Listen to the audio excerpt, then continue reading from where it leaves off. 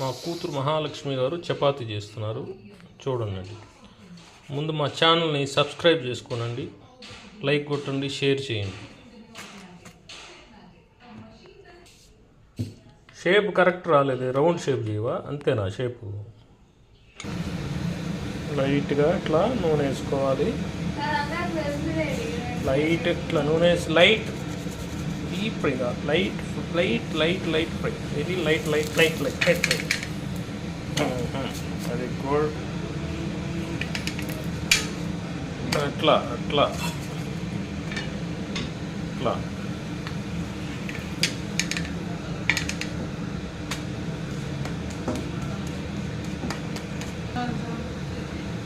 చాలా మళ్ళీ మాడిపోతుంది. చాలుగా.